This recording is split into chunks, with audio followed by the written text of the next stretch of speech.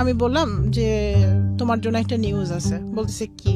আমি বলি যে সম্ভবত আমি প্রেগনেন্ট, কারণ যেহেতু একই গ্রামের, ছেলেটাও ওই আমার এক্স হাজবেন্ডের গ্রামেরই, পাশাপাশি গ্রামের। ওকে, জোর করেই নিয়ে আসলো, আমরা গাড়িতে উঠবো তার 2 ঘন্টা আগে ঘটক ওই ছেলেকে নিয়ে আসলো। নিয়ে আসার পরে বললো যে ছেলে আর দেখতে আসলো। দেখতে আসার সাথে সাথে আম্মা একটা কথা বললো যে দেখো বাবা, আমার মেয়ে এরকম এরকম হয়েছে, তুমি জেনে বুঝে এসে বিয়ে করলে যদি মনে হয় তারপরে তোমার ফ্যামিলি নিয়ে এসো। ছোটবেলা মানে আমার বাবার বিয়ের পরে মার কাছে শোনা যে যখন আমি মার পেটে আসি, আমার মা আমার বাবাকে নিউজটা দেওয়ার পর আমার বাবা বলে তুমি বাচ্চাটাকে নষ্ট করে ফেলা, এখন আমাদের বেবি চাই না, কারণ আমাদের বিয়ে হয়েছে মাত্র 2 মাস আর আমি চাকরিও করি না, আমি বেকার।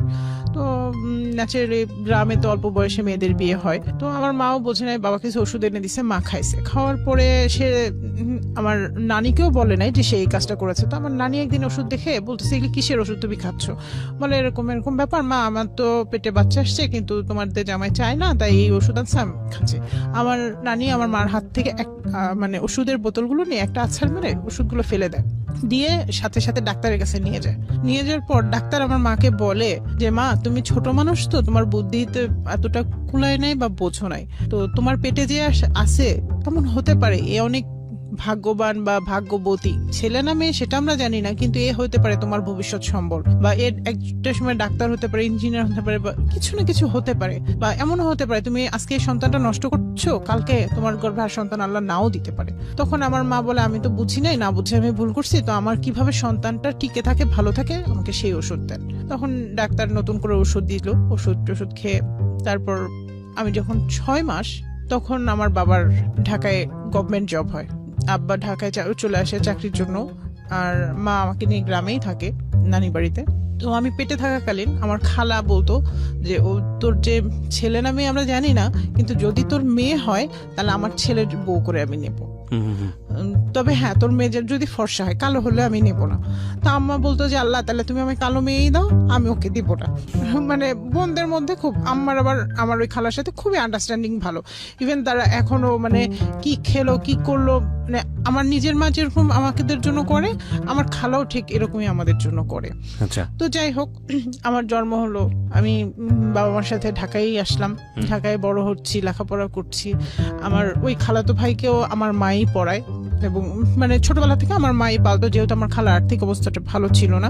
ইভেন আমার বাবা লেখাপড়া থেকে শুরু করে তার সবকিছুই গাইডনেস দেয়। খালাতো ভাই বড় হচ্ছে, আমিও বড় হচ্ছি। তারপর ভাইয়া ইঞ্জিনিয়ার হলো, আমার বাবাও মানে আমাকে এসএসসি পাশ করানোর পরে, এরপরে আমার নানা মারা গেল মাঝে। নানা মারা যাওয়ার পরে তখন আমরা সবাই বাড়ি গেলাম। যাওয়ার পর সবাই বলতেছে যে একটা কথা আব্বা বলে গেছে, মানে আমার নানা নাকি বলে গেছে, সেটা আমার মা জানতো না, যেহেতু আমরা ঢাকায় থেকে আমাদের ভাবে যাওয়া হয় না। তো বলতেছে যে আমার ওই খালাতো ভাইয়ের সাথে আমার নানা বিয়ে ঠিক করে গেছে। তো আব্বার আম্মা হচ্ছে আধুনিক মনা, তারা ওরকম কখনো ইয়া করে নাই। তো আব্বা বলে যে না, আমার মেয়ে অনেক ছোট, আমি এখন বিয়ে দেব না। আর আমার মার কথা, আত্মীয়র মধ্যে আত্মীয়তা করবো না, ও কোথাও বিয়ে করুক, ও সুখী হবে, আমার মেয়েকে আমি কোথাও দেই, আমি একটা আত্মীয় পাবো। জাস্ট মানে তখন মানে আমার ফ্যামিলির কেউ রাজি না, বাট আমার আত্মীয় স্বজন সবাই রাজি, যে হোক, হলে অসুবিধা কি, আর ছেলেও তো ওই তো মানুষ করছে। তো পরে যাই হোক, আব্বা যেহেতু রাজি না, প্রথমত আব্বা রাজি না দেখে আম্মাও রাজি না। এইভাবে চলতে চলতে চলতে চলতে যখন আমি অনার্স সেকেন্ড ইয়ারে, আমার মানে বেশ কিছু বিয়ের প্রপোজাল আসে। আব্বা দেখে অ্যাভয়েড করে, যে না, আমি এখন আমার মেয়ে বিয়ে দেবো না, আমার মেয়েকে আমি অনেক লেখাপড়া করাবো, অনেক ইয়ে করবো।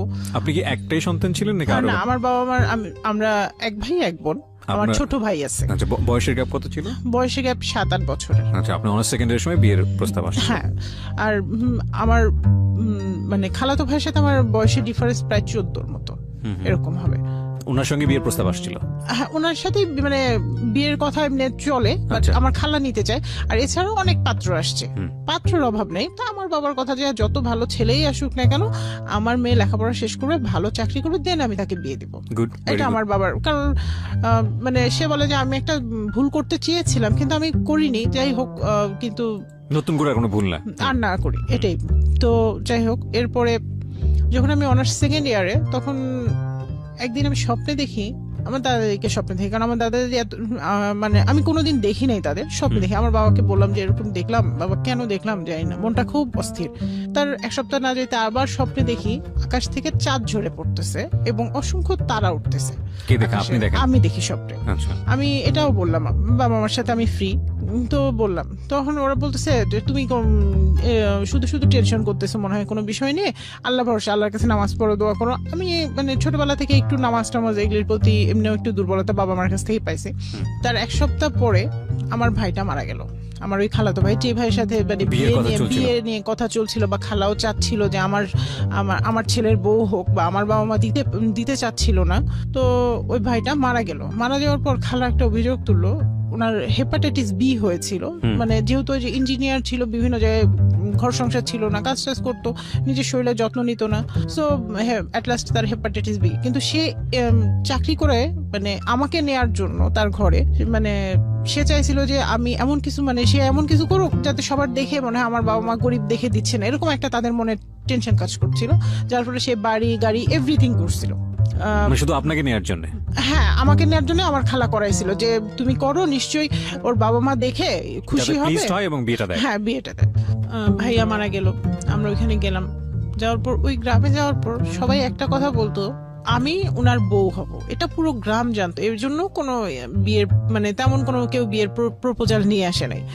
যেই আনতো সবাই খালামনে একটা কথাই বলতো যে আমার ছেলের বউ আছে, আমার ছেলের অন্য কোথাও আমি বিয়ে দিব না, আমার ছেলের বউ আছে। ইভেন খালা খালু আমার ভাই নিজে মুখ ফুটে অনেকবার আমার মার কাছে বলছে, আমার বাবার কাছে বলছে, কিন্তু আমার মার কথা যে আমি আত্মীয়র সাথে আত্মীয়তা করবো না। আর খালামনিকে একটা কথা বলতো যে তুই তো বলছিলি কালো হলে নিবি না, তাহলে আমার মেয়ে এখন কালো, তুই নিবি কেন, তুই চাস কেন, তুই আর চাবি না, ফর্সা হলে তুই চাইবি, এটা এসে তারা বলে। এরপরে ভাইয়া মারা যাওয়ার পরে মাস 2 না যেতেই খালু একটা বিয়ের প্রপোজাল নিয়ে আসলো। খালু প্লাস আমার মামা গ্রাম থেকে একটা বিয়ের প্রপোজাল নিয়ে আসলো। নিয়ে আসার পরে ওরা যেদিন আসলো সেই দিনই মানে দুই পক্ষ মানে দেখে, ছেলে পক্ষ বিশেষ করে মানে ওই দিনই দেখে আংটি টাংটি পরায় একদম মানে পারে তো ওই দিনই কাবিন করে নিয়ে যায়। আচ্ছা, এরকম একটা বিষয়। তো আমি বলতেছি যেহেতু আমি লেখাপড়া করতেছি, আমি এখন বিয়ে করব না, আমি বিবিএ কমপ্লিট করবো, এমবিএ করবো, তারপরে বিয়ে শাদী করব। আর ওরা বলতেছে আমরাও লেখাপড়া করাবো, কোনো সমস্যা নেই, আমার যে লাগে তোমাকে এমবিএ করাইতে, আমার ছেলে সহ এমবিএ পড়বে, এরকম বলতেছে। তারা বললো যে আমরা 20 লাখ টাকা কাবিন দিব, হ্যাঁ তোমার বাবা খুশি, আমার ছেলেকে যা দিবে। তো আমার বাবা আবার বললো কি ঠিক আছে, আপনারা যদি আমার মেয়েকে 20 লাখ টাকা দিতে পারেন, গয়না টয়না সব দিয়ে যদি মোড়ায় নিয়ে যান, সেই ক্ষেত্রে আমি আমার জামাইকে আমিও 5 লাখ টাকার একটা, এটা সমাজের নিয়ম, এটা কিছু না কিছু দিতে হয়, এটা সে বলতেছে। আমি বলতেছি ঠিক আছে, আমি 5 লাখ, আমি ওদের সামনে বলতেছি যে আমি 5 লাখ টাকার গাড়ি নিব, তবে আমার বাবার কোনো সম্পদ আমি নিব না। তখন বাবা যখন সম্পদ দিতে মানে বাবা মারা গেলে তো আমিও তো অংশীদার, তো আমি সেই সম্পদ দেবো না, আমার সেই সব সম্পদ আমার ভাইয়ের নামে আমি লিখে দিব।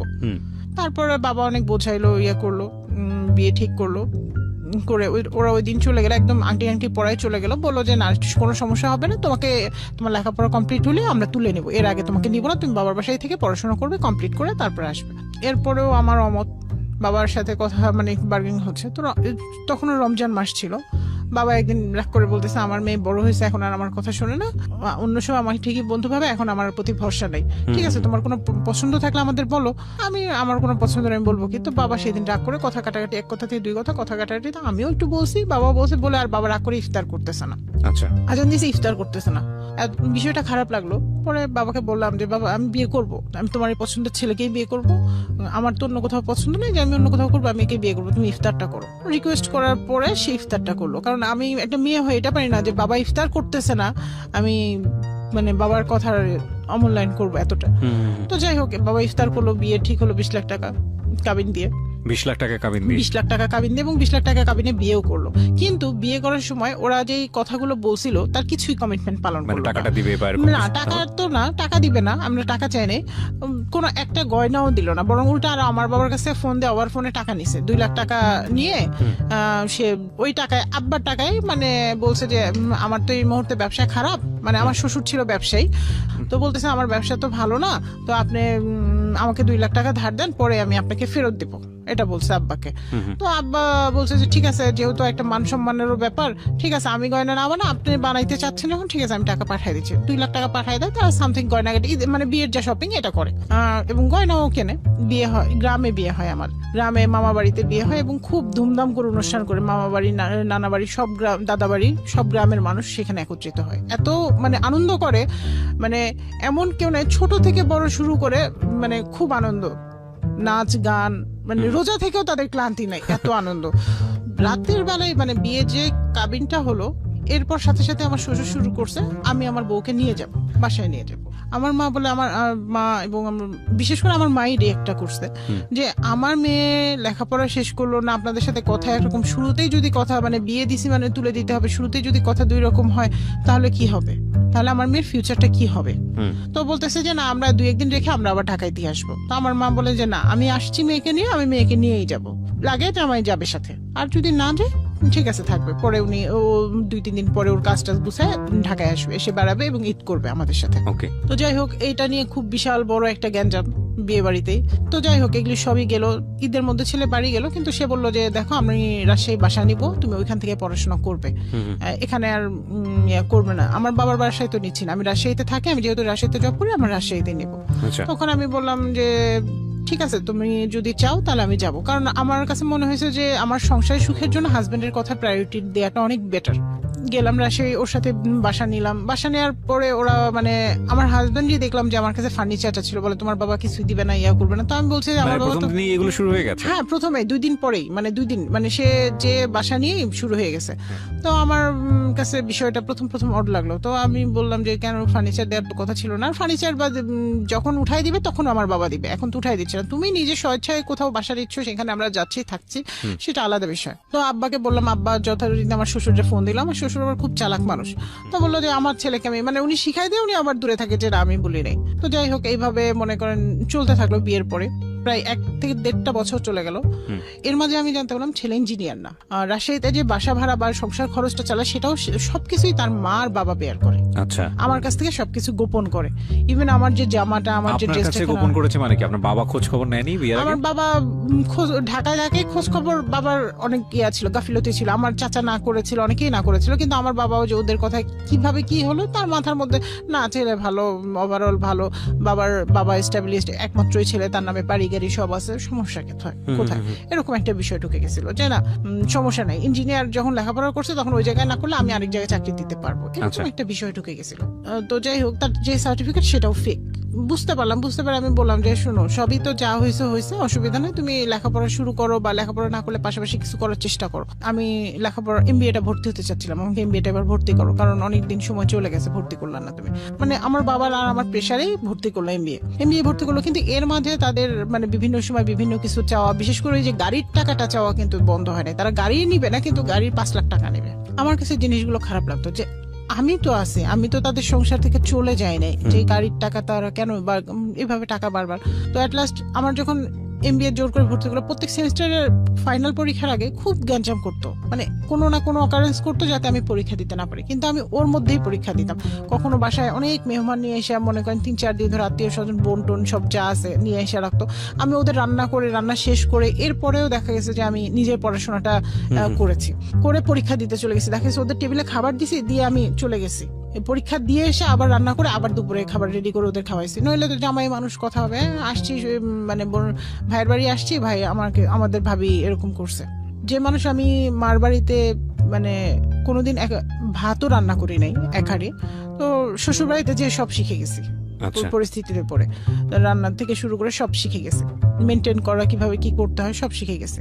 এরপর আমার MBA সেকেন্ড সেমিস্টার ফাইনাল আসলো, তখন তারা মানে যখন দেখলো যে আমরা কোনো কিছু দিয়ে ওকে আটকাতে পারি না, ও পরীক্ষা দেয় এবং ভালো রেজাল্ট করে, তখন কি করলো, পরীক্ষা চলতেছে, 2টা পরীক্ষা আমি দিয়েছি, আর 2টা পরীক্ষা দেওয়ার আগে সে বললো যে গ্রাম থেকে ফোন আসলো, আমার শ্বশুর খুব মরমর অবস্থা, মানে খুবই অসুস্থ, যে মৃত্যুর সাথে পাঞ্জা লড়তেছে, এরকম শুনে সবাই চলে যায়। আমি হচ্ছে আমার হাজবেন্ডের সাথে গেলাম, যাওয়ার সময় আমাকে বলতেছে গয়নাগুলো নিয়ে নিবে, তোমার যে গয়না আছে এখানে সেগুলো নিবে, আর অন্য কিছু নেওয়ার দরকার নেই, আর 2টা জামা কাপড় যা লাগে টুকটাক নিও, কারণ এটা ওদের প্ল্যান ছিল, আমি জানতাম না। তো যাওয়ার পরে আমি দেখি আমার শ্বশুর অতটা অসুস্থ না। তো আমি বললাম যে দেখো আমার তো পরীক্ষা, তা আমি পরীক্ষাটা দেই।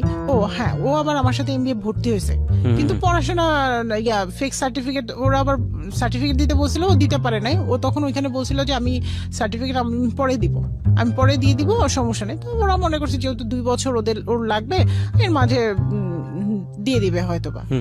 তো যাই হোক, পরে আমি পরীক্ষা, ও তো 1 সেমিস্টার দিছে, আরেক সেমিস্টার পরীক্ষা দিবে না, বলতেছে আমি এই সেমিস্টারে টাকাও ফিও জমা দেবে, পরীক্ষাও দেবে না। আমার কথা হলো ওটা ওর পার্সোনাল ব্যাপার, আমি ওকে তো জোর করে ফোর্স করে কিছু করাতে পারবো না, ঠিক আছে। পরে আমি বাসায় আমার শ্বশুর বাড়িতে আসলাম।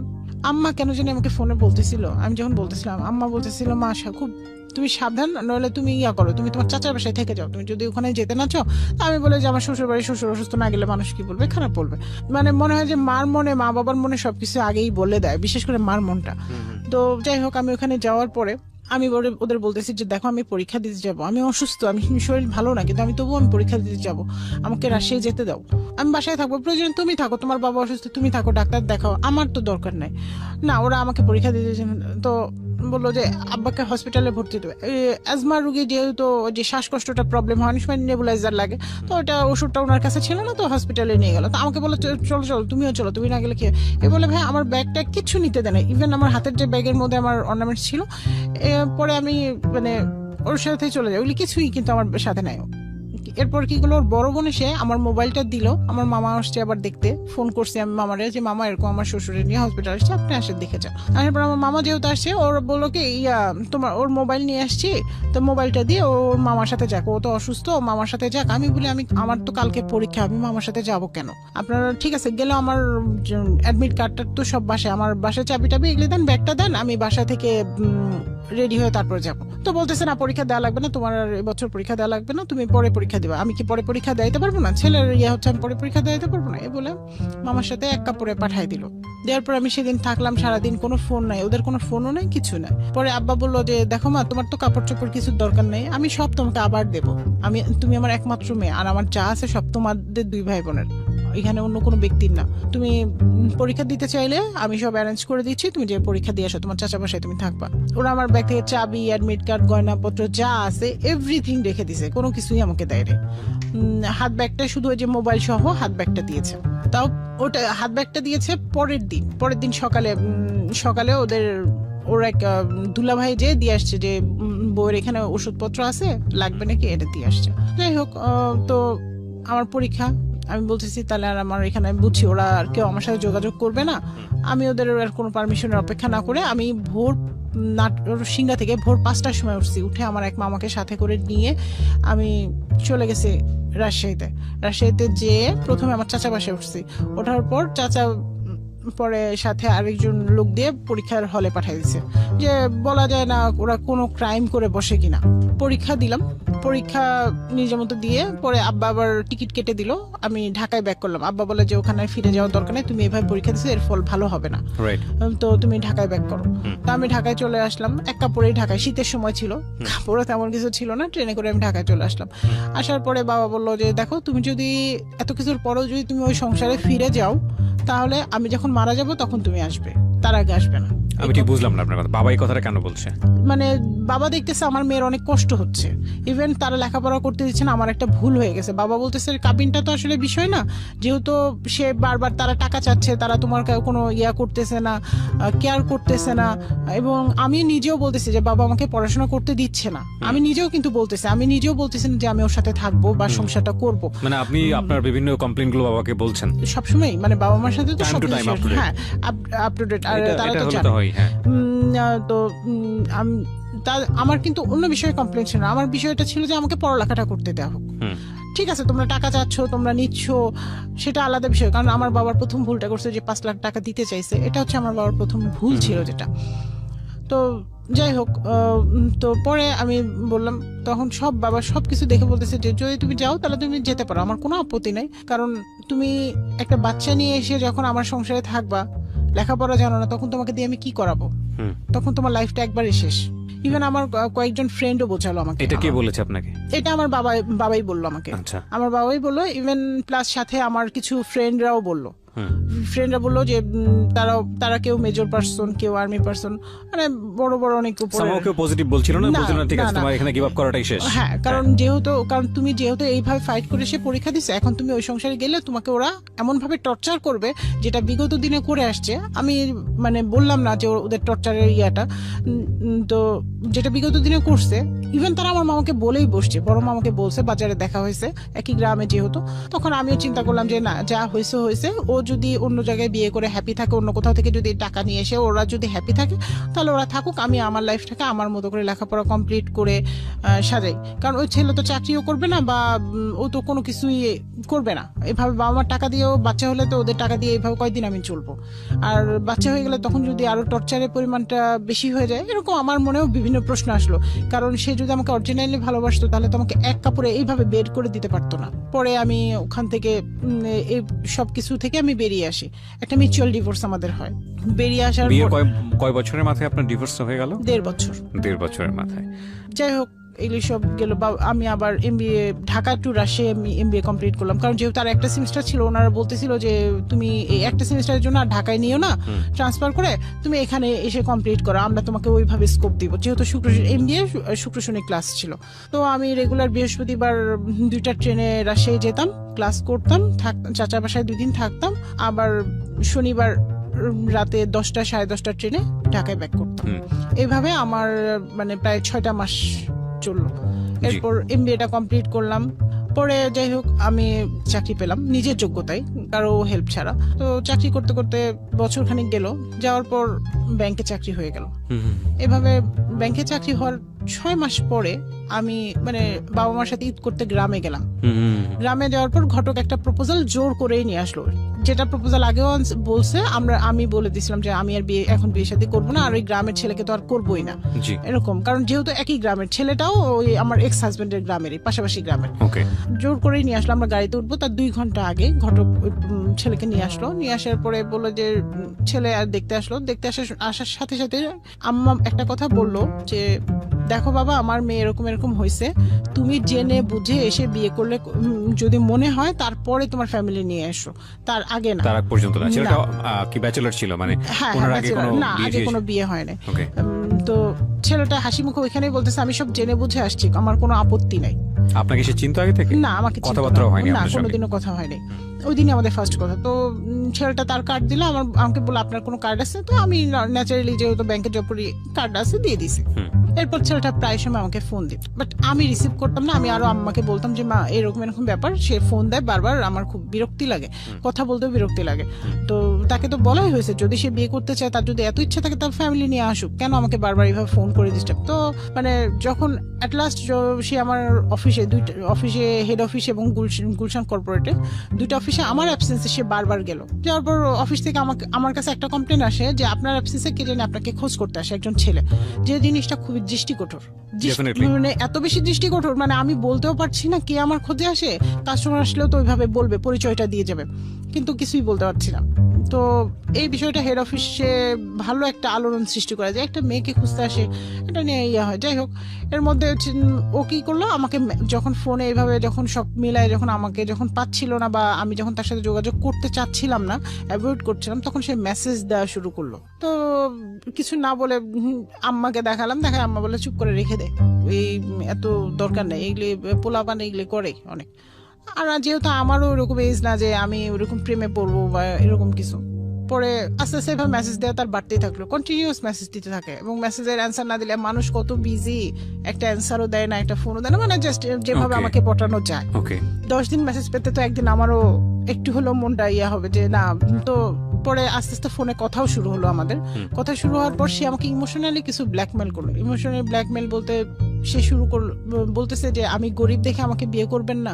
আমার এই জিনিসটা খুব ইমোশনাল আঘাত করলো, কারণ আমার প্রিভিয়াসে আমার ভাইটা কিন্তু মারা গিয়েছে, যে সে গরিব দেখে তাকে দেয় না। আমার খালা কিন্তু সবসময় আমাদের একটা মানে ডিভোর্স হওয়ার পরেও বলতো যে আমার ছেলের সাথে যদি দিতি তাহলে তোর মেয়ের কপালটা এরকম হইতো না। আমি কোনোদিন কি তোর মেয়েকে এত কষ্ট দিতাম? আর আমার ছেলে, মানে আমার কাছে মনে হয়েছে যে আমি নিজে একটু অপরাধী হয়ে গেছি। পরে আমি বললাম যে ঠিক আছে, আপনার যদি এত আমাকে বিয়ে করার ইচ্ছা থাকে তো আপনার ফ্যামিলি সহ আসেন। তো তার ফ্যামিলি সহ আসলো, আসার পর দেখলো, দেখার পরে তারা আবার দাওয়াত করলো। এর মাঝে সে একদিন আমাকে ফোনে বলতেছে আমি আপনাকে একটা কথা বলবো, এই কথার প্রেক্ষিতে আপনি বিয়ে ভেঙে দিবেন না। আমাদের বিয়েটা প্রায় 50% তখন মানে প্রসেসিং চলতেছে, 50% হয়ে গেছে ওর সাইড থেকে, 100% আমাদের সাইড থেকে 50%। তখন ও বলতেছে যে দেখেন আমি আপনার এক্স হাজব্যান্ডের ফ্রেন্ড, আমি ওর বাসায় থেকেছি, ওর বাসায় থেকে আমি 2টা বছর ইন্টারে থেকে 2টা বছর পড়াশোনা করেছি। যে কথাটা আমাকে ঘটক বলেছে। ওকে, তারপর তারপর যাই হোক, এখন এরপরে ও এটা বলার পর আমি একটু থমালাম এবং পরের দিন বাবা মার সাথে শেয়ারও করলাম বিষয়টা। শেয়ার করার পর আমার বাবা আমাকে একটা কথা বললো, বাবা মা দুজনেই বললো, মা এই বিয়েটা তাহলে আর করো না, কারণ ও আসতেছে আসলে তোমাকে ভালোবেসে বিয়ে করার জন্য না, ও প্রথম আসতেছে লোভ করে, দ্বিতীয় আসতেছে ওর বন্ধু মানে একটা রিভেঞ্জ হয়তো বা সে নিবে। মানে এই ধরনের কথা আপনার বাবা মা আপনাকে বললো? বাবা মা বললো যে আসলে মনে হচ্ছে না আমার কাছে ছেলেটা ওইভাবে এখন আর ভালো লাগছে। প্রথম থেকেই লাগে নাই, কারণ স্ট্যাটাস বলে একটা কথা থাকে, কিন্তু তুমি যেহেতু অ্যাভয়েড করতেছো, সো আমরা আর এটা ইয়ে করতেছি না। পরে যাই হোক, তারপরে আমার কথাই গেল যে না, আমি বললাম যে দূর, মানুষ কত রকম হয়, এগুলি তুমি বাদ দাও, এগুলি নিয়ে মনে ধরে রেখো না। ও তো হ্যাঁ, তো এই কথাটা বলার আগে আমাকে আবার কসম করিয়ে নিয়েছিল যে বলো যে কথা দেন, আপনি আমাকে কথা দেন যে আপনি বিয়েটা ভেঙে দিবেন না। তো আমি কথা দিয়েছিলাম, সো আমি আর নড়তে পারি নাই যে না আমি বিয়েটা ভেঙে, কারণ আমি যদি না বলি তাহলে কিন্তু বিয়েটা ভেঙে যায়, আর হয় না। পরের সপ্তাহে বাবা মা গেল, ওদের ওইখানে যাওয়ার পর ওদের আচরণ ভালো লাগে নাই, আমার বাবা মার লাগে নাই। আমার বাবা মা ভাই গেছে, ছোট ভাই, আচরণ ভালো লাগে নাই। তো কাবিন নিয়ে বার্গেনিং, ওরা বলতেছে 2 লাখ টাকা কাবিন দিব, ছেলে বলতেছে 2 লাখ টাকা কাবিন দিব। তো আমাকে SMS-ও করলো যে আমি আপনাকে 2 লাখ টাকা কাবিন দিয়ে বিয়ে করতে চাচ্ছি, বাট আপনার বাবা কাবিন অনেক বেশি 6 লাখ টাকা চাচ্ছে, কিন্তু আমার তো এটা সামর্থ্য নেই, ইসলামের তো আপনি জানেনই, তো আপনি যদি একটু বলেন আপনার বাবা মাকে। তখন আমি চিন্তা করলাম যে একটা মানুষ ভালোবেসে জেনে বুঝে তো আসতেছে, তাকে তো আমি কিছু হাইড করি নাই, সো আমার এখানে ভয় কিসের। তো আমি বাবা মাকে, আমার ছোট ভাইকে বললাম যে যা কাবিন দিতে চাইছে তাই দিয়ে রাজি হও, আমার কাবিনের দরকার, আমি টাকা দিয়ে কি করবো, আমি অন্যের টাকা নিবো কেন, এরকম একটা বিষয় বললাম। আর সংসার করলেও সারা জীবন 20 লাখ টাকা থাকলেও করবে, না থাকলেও করবে, 2 লাখ টাকা তো এটাতেও করবে, এরকম একটা বললাম। তো যাই হোক, ও ওইখানে বিয়ে ঠিক করে আসলো, আব্বা আম্মা ঠিক করে এসে আমার মা বললো যে মা ওইখানে যাওয়ার পর আমার কিছু অ্যাটিটিউড ভালো লাগে না, বিয়ে হয় নাই তোমার, তার আগে তোমার হাজবেন্ড তার ভাবির বদনাম গায়, তোমার শাশুড়ি তার বড় ছেলে বউয়ের বদনাম গায়, তাহলে এরা যে তোমার বদনাম গাবে না 2 দিন পরে, তার কি গ্যারান্টি তুমি দিতে পারো? ওকে, সামহাও ওনাদের কালচারটা আপনাদের সঙ্গে ম্যাচ করছিল না, কোনোভাবেই না, কোনোভাবেই কোনো ইয়াতেই আসে না। তারপরে আমি বললাম মা অসুবিধা না, ও তো আমি যেহেতু ইনকাম করি, আর দুজন মিলে ইনকাম করলে মোটামুটি কোনো না কোনো ভাবে চলে যাবে, আল্লাহ ভরসা, মানুষ তো ও তো নিজে থেকে আসতেছে। আর এই বিষয়গুলো সে আমাকে আগে থেকেই সাবধান করতেছিল, আমাকে বলতেছিল যে দেখেন এই বিষয়গুলো নিয়ে কথা উঠবে, ইয়া করবে, আপনি এগুলো বিষয় ধরেন না এবং কারো কথায় কান দিয়েন না। তো যাই হোক, তো বিয়ে পড়ানোর ঠিক কয়েকদিন আগে আমরা নিজেরাই সবাই শপিং করছি, এটা ঠিক যে আমার বাবা মা শপিং করছে এবং ও টাকা পয়সা মানে নিয়ে আমাদের বাসায় আসছে, আমাকে বলছে যে 30,000 টাকার মধ্যে শপিং শেষ করতে হবে। এর মানে আমার অত বেশি অ্যাবিলিটি নাই, আর যদি বলেন তাহলে আমাকে লোন করতে হবে, অলরেডি সে 40,000 টাকা লোন করছে অফিস থেকে বিয়ের জন্য। তা আমি চিন্তা করছি সংসার যেহেতু দুজনার, সো এত লোন করে নিজেদের কাঁধে বোঝা বাড়ায় লাভ নাই, কারণ পরে আমি বলছি যে না আপনি অল্প টাকা লোন করেন, যে আমি অল্প টাকাই শপিং করবো, আমি 30,000 টাকা আমার ওভারঅল সব শপিং শেষ করি বিয়ের। আর আমার বাবাতে দিয়ে বিয়ের অনুষ্ঠান থেকে শুরু করে সব টোটালি নিজেই করতেছে, সো মানে আমি বলতেছি আপনাদের তাহলে ওইভাবে খরচ করার দরকার নেই, কারণ আমার সংসারে যদি লোডটা বাড়ে তাহলে তো বোঝাটা চিন্তাটা তো আমারই হবে, এই চিন্তাটা আমি করছি। ও আবার আরেকটা কথা বলে যে দেখেন বিয়ের দিন অনেক আত্মীয় স্বজন থাকবে, থাকবে, আমি চাই না আপনাকে ওইভাবে প্রেজেন্ট করতে সবার সামনে, তো আমরা তো জানি যে আপনার এটা সেকেন্ড ম্যারেজ, তো আপনার কাজীকে সেকেন্ড ম্যারেজের কথা না বলে আপনি ওইখানে বলেন যে সেকেন্ড ম্যারেজ, কিন্তু কুমারী লেখেন, ওইখানে ডিভোর্সিটা লিখতে দিয়েন না। এটা আপনি বললেন? আমি না, ছেলে বললো, ছেলে আমাকে বললো। তো আমি এটা বাবাকে সকালে বললাম, বলার পর বাবা বললো যে মানে একটু বাঁকা ভাবেই নিল, তো বললো যে আচ্ছা ঠিক আছে, ওটা যদি ওরা যদি কাজীকে বলতে পারে, ম্যানেজ করতে পারে, আমার এটা নিয়ে কোনো ইয়া নেই, সে নেই। কাজী আসলো, কাজী আসার পর আব্বা বলে কি যে দেখেন বিয়েটা হচ্ছে শরীয়ত সম্মত হইলো কিনা আপনি সেইটা বিষয়, কুমারী না ডিভোর্সি এটা তো বিষয় না, আপনি তো এটা তারা জেনে বুঝে করতেছে, এটা তো ফ্যামিলিগত ভাবে বিয়ে, আর এটাতে এমন না যে 20-50 লাখ টাকা কাবিন, যেখানে আমার এইটা লিখতেই হবে, মাত্র 2 লাখ টাকা কাবিন, এটা তো কাবিনের মধ্যেও পড়ে না, কারণ এটা হচ্ছে 2014 সালে,